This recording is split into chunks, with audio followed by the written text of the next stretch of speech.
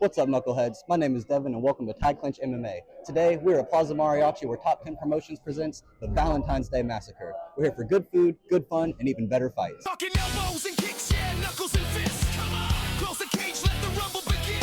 Touch gloves or not, man, it is what it is. Oh yeah, it's going down in the tie clinch. Whoa!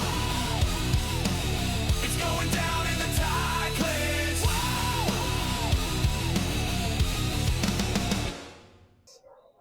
And we weren't disappointed. Not at all. Clinch MMA was invited backstage to the Top 10 Promotions Valentine's Day Massacre by the man who makes it all possible, the CEO of Top 10 Promotions, Mr. KC Rogers. Yeah, thank you, sir. A huge thank you to him. He was able to, like I said, give us media passes to where we were actually able to get pre and post-fight interviews with the fighters, watch these guys warm up, celebrate with the teams, after they won. Yeah. So just content you can't get with the ticket at the door. Absolutely. So a huge thank you to him and everybody at Top 10 Promotions, Ninja Creative LLP, everybody that puts on the promotion. It was amazing. Sure, yeah. They were down at Plaza Mariachi on Nolensville Road near the zoo. Mm-hmm. I'd never been there before. What a cool spot. You walk in, really high roofs, ring in the middle, food and restaurants on the outside, great food. Delicious Lots food. of selection. It's like a tiny mall. It's really authentic. Had a great time, watched over 20 fights, 4 title fights. Yeah. If you haven't been, you got to go. You definitely have to go. May 8th, there'll actually be Top 10 Promotions will be back. So May 8th, be sure to be there. Same place, Plaza Mariachi. But like he just said, 20 fights, 4 title fights, and nothing disappointed. Mm-mm. Even if you look at the undercard, you had debut fighters that went out there and just put on a show. The names of like Tristan Yang, Jessica Light, both of them went out there, their debut, did incredible. And just some really fun people you meet. You had people like Miguel Renteria, just an absolute character, calling out GSP after he won. Just some fun people. Well, speaking of fun people and people to meet, Bongo the Fight Pirate. It was our first introduction to him. Really cool guy. Came to spend time with the younger people as he's making his way to become a professional fighter. Got to spend a little bit of time with him, learn more about him. He really is incredible. He showed up, full pirate outfit, ready to do the thing. Took some time to talk to us. Our interview with him's on Instagram. He's about to become a pro. He's already got dates scheduled, 3 months in a row of fights already scheduled. But Bongo is moving to Thailand. And that being said, he started a fundraiser, to help him get to Thailand and support him. So go to Instagram, look up FP_Bongo. There's way more information about that. Anybody that takes the time out of their day, whether it's $1 or even $100, anybody that takes the time to donate to Bongo will actually get their name written on an exclusive fight shirt. And that'll be the shirt that he wears and walks out to his first 10 professional fights. Yep. So Clinch MMA, we're definitely going to be a part of that. Be sure to be a part of that. Yeah, come support a local guy. He's going to go far. Really good personality. Comes out of Georgia. He's got 50 amateur fights, 25 belt fights. You know he's defended it. I mean, he's been here doing his thing for a while. He was the 2025 IKF Fighter of the Year. Yeah. So we met some really cool characters. Absolutely. And then as far as these title fights go, amazing. Yeah. We had the first ever women's bantamweight title fight between Anne Marie and Amber Wellborn. That was an absolute barn burner of a fight. Good job, ladies. We also had the first ever freestyle kickboxing fight with a brand new rule set in our main event between Caleb Mackey and Oshkar AK-47. And that was a very controversial ending to that fight. Very controversial ending. We'll have more about that later in the show. But for now, enough of the hype. Let's get to the fights.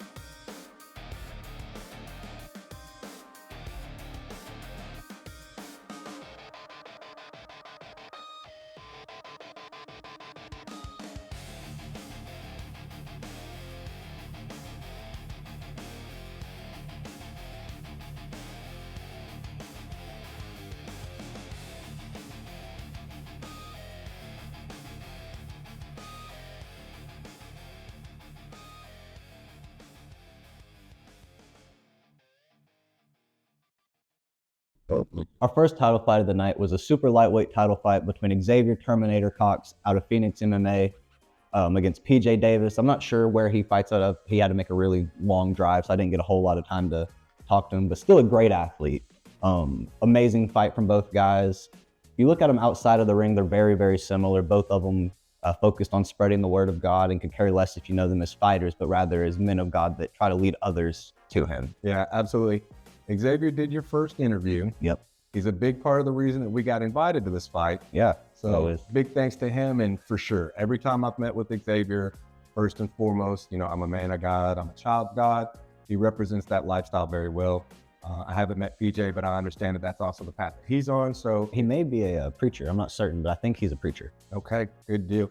If anybody wants to learn more about the Lord or talk to Xavier more, that's an easy way to get in, get to know him a little bit better. But with that said, let's get into round one. Looking at round one, PJ Davis off the rip, showing his intensity, showing a lot of volume. Yeah, he did. Definitely showing that he has what it takes. I went out there, threw a lot of combos, a lot of kicks, very flexible. Yeah, flexible guy, fast, started putting the pressure on early. Yeah, he did. I had the cardio going. I was worried for round one. I definitely have to go in the hands of PJ. Xavier was trying to find his time, and I noticed that he would shell up and just try to find where he was at. I definitely, you have to go PJ round one. Like, you know, those kicks, a lot of them weren't landing, but he definitely was pushing the pace, leading the fight. For sure. And then he threw a side kick that was, I mean, straight out of a Kung Fu movie. It was a beautiful side kick. So definitely round one, you got to go with PJ, but Xavier was able to remain composed, make it to his corner. Then we step into round two. Yep. You look at round two, definitely off the rip, Xavier turns the tide. He starts being the aggressor, landing some combos early. He's a big counter striker is what I've noticed. I noticed that, yeah. So round one, it seemed like he wasn't quite used to his opponent, had to kind of find his rhythm. Round two, we start seeing him manage the pacing, start seeing that counter striking, we start seeing the fight come out of him a little more, starts landing a little cleaner shots, manages to get PJ on the back foot a little bit more, starts to show what he can do a little bit more. And he took advantage once he was on the back foot. He got a knockdown early in round two. PJ ends up slipping a little later on in the round, but I think his cardio just started getting to him a little bit. And Xavier was continuing to push the pace. And then he ends up dropping him later on in round two, gets the TKO, gets his hand raised, and gets to talk to us in the winner's circle. I'm here with Xavier Terminator Cox. Xavier, why am I holding this belt right now? Why aren't you holding this belt right now? By the grace of God, I won my fight. To God be the glory. What I've been saying all along, all glory goes to God. I didn't do anything but step in the ring. I just executed his mission. It was all to God. Is there anything in there about your opponent that surprised you? Nothing really surprised me. The thing I was most surprised with was myself. I came out super slow. I looked super sluggish.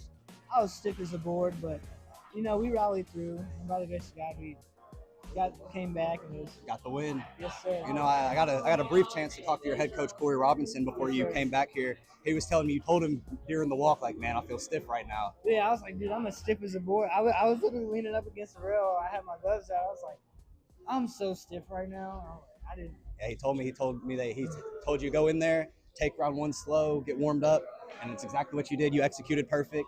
When can we see you again? I know it's super soon, but I think they were saying they want March 8th maybe, but I don't think I'll be in town around then. But I'm gonna talk to Casey. I'm gonna talk to Steve Modlin for Agogi. I'll talk to like the promoters I fight for, and I'm gonna see what I can do, and I'll get back to you guys. Oh, we're looking forward to seeing you in there again. Congratulations, of course. Yes, your belt, Xavier, yes, and see you again God be soon. the glory. Yes, Anything? Yeah, you want to do your outro? Preach the word until all have heard. You know, give your life to Christ. If you haven't, God loves you. Our second title bout of the night was between Jaden Austin and Evan Scrivener for the super middleweight title. Yeah. That was also a very good fight. I talked to both guys before the fight. Very interesting personalities from both of them, I'd say. Sure. Jaden, very nice guy, fun guy. Yeah. Lots of smiles, very big smile. Walks around with a straw hat on. I really like his hat. I don't know if there's any meaning to it. I didn't get a chance to ask him, but I do like his hat. And then you've got Evan, man of very few words. Watch our interview, didn't have a whole lot to say, but definitely a great fighter. He lets his fighting do the talking. Sure, yeah. Didn't have a lot to say. Definitely let his fights do the talking. This was an interesting fight. This was an interesting thing. Evan's bigger than he seems in the weight class. I'd say he comes so. off as a bigger guy. I'd say so. I didn't realize it at first, but going back and watching the interviews with both guys, I'd definitely say when I stood next to Jaden, it felt far more we were similar in height and size versus him and Evan. Both of them are much bigger than I am, but Evan felt just so much bigger for some reason. Yeah, those 175, 180 guys start to get big. With that, let's get into round one. Round one, very fun round off the gate. This fight didn't make it out of round one. Yeah. Very quick fight. Right off the gate, Lots of action. you had Evan hunting for a right hand. Evan just kept searching for an overhand right. Jaden did a great job of countering, not letting Evan find that right hand. No, Jaden definitely was working the kicks early on. Can get him up high. Head kicks, great body kicks. In the first round, managed to knock Evan down with a leg kick. So Yeah, so he didn't get an 8 count or anything, but he was able to chop the tree, drop him, and reset for sure. yeah. So putting the pressure on early. I'd say that we started off, kind of a punch kick versus a One big heavy shot, Yeah, I'd but say. Towards the end of round one, turned more into a boxing match for sure. Yeah, the kicks went out of it and the hands started being the main factor and definitely went in Evan's favor. Evan got a nice right hand that started a standing 8 count. And then right after that, Evan just threw a mean 1-2. Yeah, Jaden was able to tough it out. That 1-2 came fast out of Evan though, out of nowhere. He was looking for the big right hand. Sticky jabs, good boxing. You can tell that this guy's got some decent boxing. Comes out of 10th Planet in Birmingham. Shout out to that gym. Didn't have a lot to say, but let his hands do the talking. And yeah, so knocked him out round 1. He told me the day before, probably going to be under. He said it was going to be under 5 rounds, probably under 3. He did it in 1. But the fun part about Evan Scrivener's fight, it wasn't the fact that he won, but obviously congratulations to the new belt holder, the new super middleweight champ. Absolutely great fight, great job, Evan. The fun part about his fight was the call outs after the fight. Sure. The second Evan's done, Evan doesn't even get a chance to take his gloves off and celebrate. The second he's finished, a guy, I can't pronounce his last name, his name's Taylor the Terminator, that's what he goes by. He was at the promotion. He's gotten 3 belts from 3 different organizations in the last 4 months. Dude's on a tear, dude's a beast. Yeah, and I noticed Evan, when they were doing their face-off, he didn't want them gloves on. He was trying to figure out what to do with his belt. He was ready, Yeah. Great call out. Hadn't had a chance to do any research on the opponent Taylor, but Evan's ready. Seems like he's ready to go. He said we can fight tomorrow. So yeah, Evan was with it. I know you said you haven't done much research on him, but like I said, Taylor's got a belt in Nagogi, got 2 other titles. He was supposed to fight on this card. He feels like this is his belt. I think he had a leg injury. I'm not sure what it was. Right. Taylor actually got taken off this card due to injuries. I see. So this is his belt, he feels like. Got it. I talked to Evan after the fights for the post-fight interview. Evan said he's going to do it in 1. And the rules are going to be a little different. They're going to allow elbows in the title fight this time, May 8th. Okay. So it's going to be an absolutely fun fight. Be sure to be there. Yeah. We're going to check it out. We'll definitely be there. It's the Cinco de Mayo. They're going to hold it on the 8th. Yep, Plaza Mariachi. Plaza Mariachi. All I'll say is make sure this one's going to be fireworks. Hey, all right, we just had someone call you out, my friend. Taylor, come on down. Oh, we have a call out. Taylor's our Muay Thai 172 champion. You're our 172 K1 champion. What style you guys want to do this in? Whatever you want. Let's do it in freestyle. MMA? You want to do MMA? Let's just do 10 hours kickboxing. Let's do Muay Thai. I want to elbow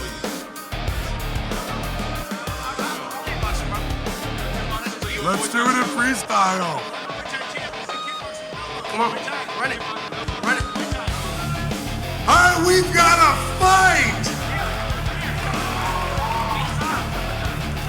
Square up, guys.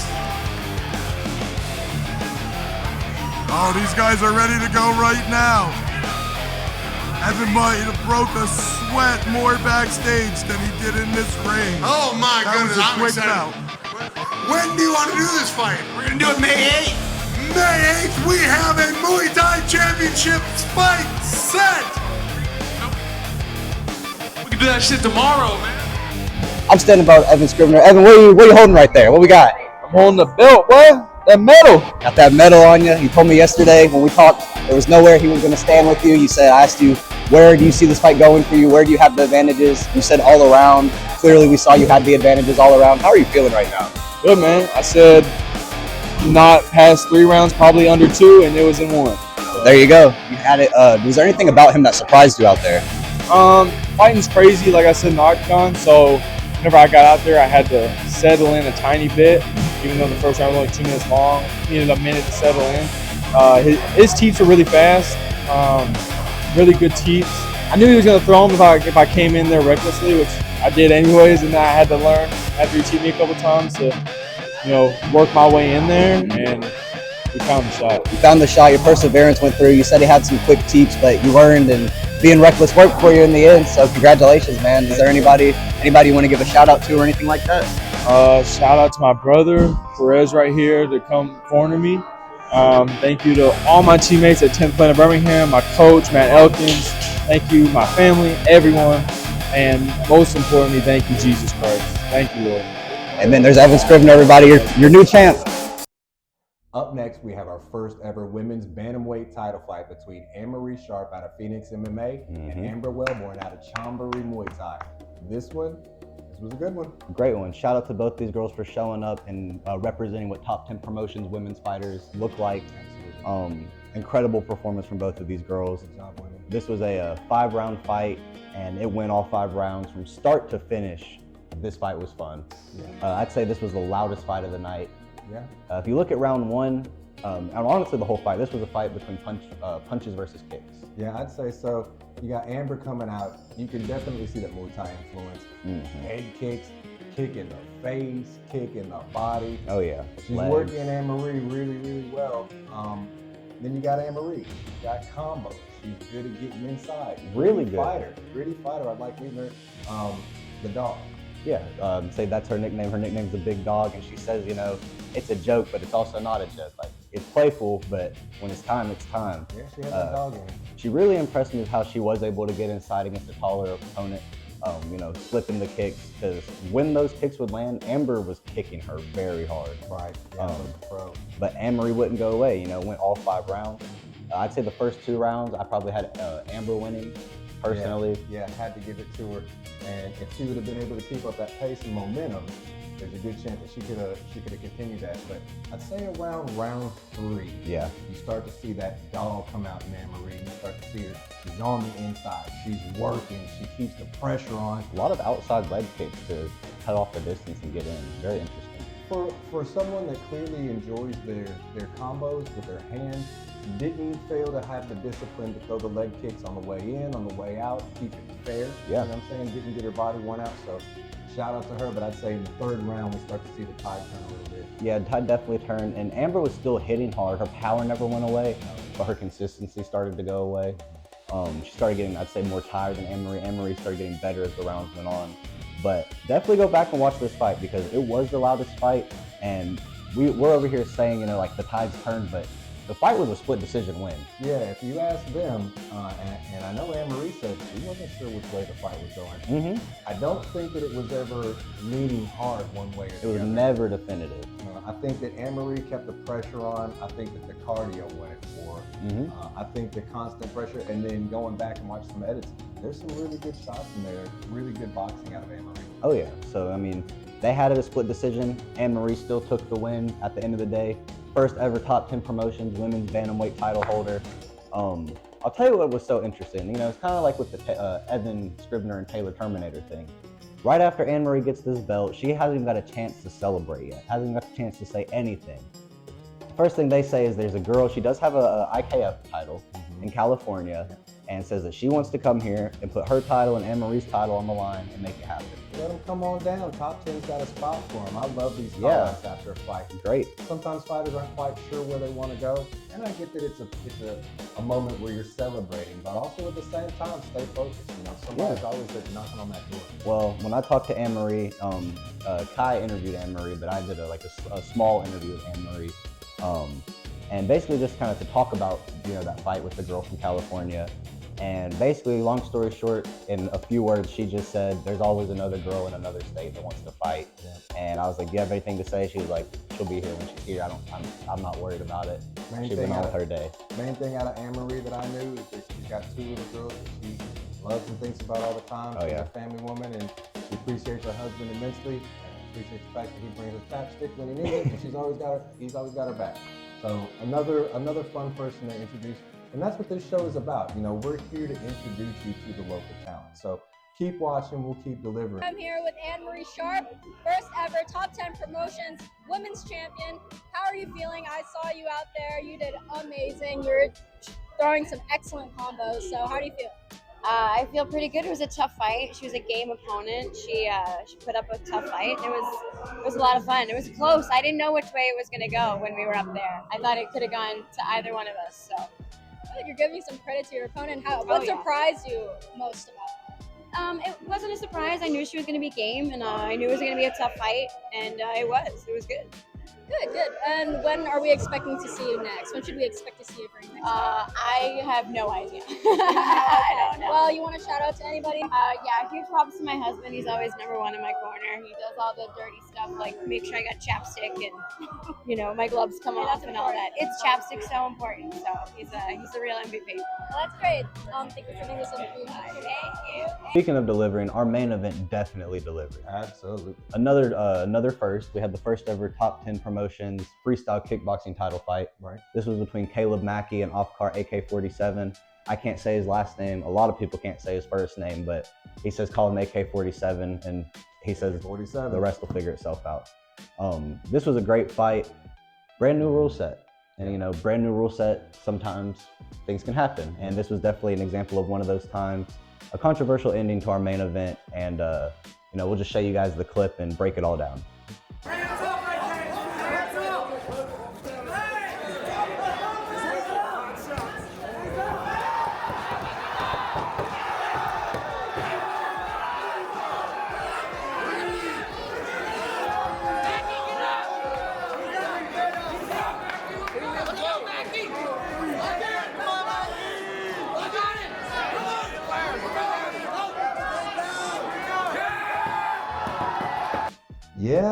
Yeah, I can see how that'd be highly controversial. Yeah, I mean, the debate here is whether or not he should have got 5 minutes to recover. It wasn't whether or not he was able to continue in that moment. We saw him bouncing off the ropes. He wasn't able to continue right that second. Sure. But even if it was an eye poke or a cup shot, Right. they'd have gave him 5 minutes to gather himself and continue. Yeah, no, that makes perfect sense. I think the fight was kind of going one way up to that point.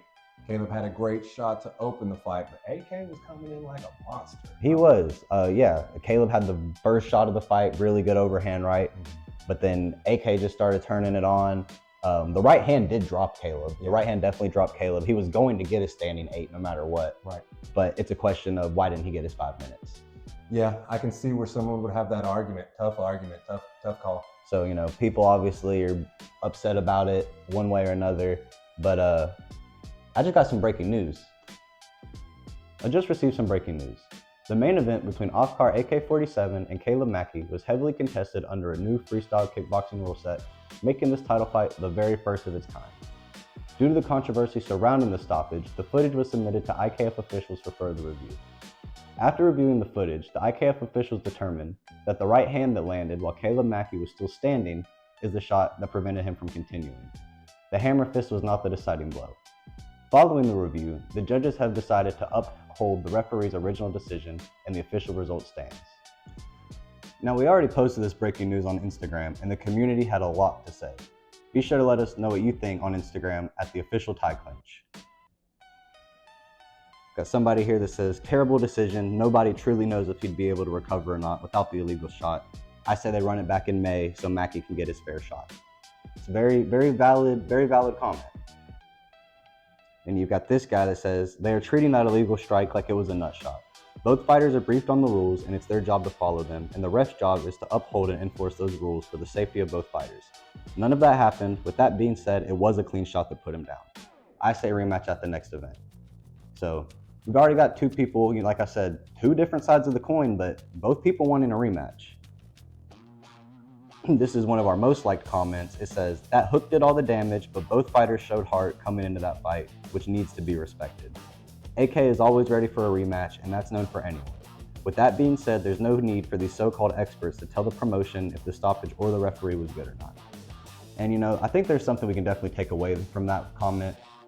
Both of these guys really did go out there and showed heart, and nobody at Top 10 made the decision on this. This went to the president of IKF. This went all the way to the very top.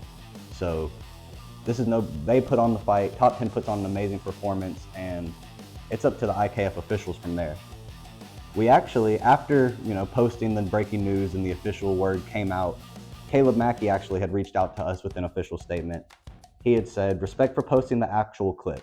I was supposed to get 5 minutes to recover because of that illegal blow. So I think it should be a no contest, but it is what it is." So that's from the fighter's mouth that, this whole controversy surrounding. And let us know what your thoughts are in the comments on YouTube, or find us on Instagram at the official Thai Clinch. Let's kick it back to the desk. Yeah, anytime you decide to get in that cage or in that ring, it takes a certain type of person. So all respect to the fighters. Oh, yeah. Definitely understand everybody's point of view. We appreciate all the interaction that you came with. Maybe we see these guys again in the future. Yeah, I'd love to see them fight. AK doesn't seem like the kind of guy that wants to win with questions around it. He seems like a definitive champion. Just from the time I've spent around him, he likes to let it be known, I'm better. Mm-hmm. And Caleb definitely wants to go out there and have his fair shot at it. He says he feels like he should have got his 5 minutes. Maybe we see them fight at the May 8th Cinco de Mayo. I don't know. That's KC's decision to make, not mine. But that's a wrap for this episode. And huge thank you to Casey Rogers, Top 10 Promotions, Ninja Creative LLP. You guys are doing something really special. It was great to be a part of it and continue to grow with y'all. Shout out to Bongo the Fight Pirate. Everybody help Bongo get to Thailand. This dude is a Top 10 Promotions legend. He comes from this organization, IKF 2025 Fighter of the Year. We're going to make sure that our names are on that fight shirt and make sure we donate. So absolutely, look up FP_Bongo on Instagram. Help Bongo get to Thailand. Help Bongo get to Thailand. Like, subscribe, and remember, fights are won in the clinch.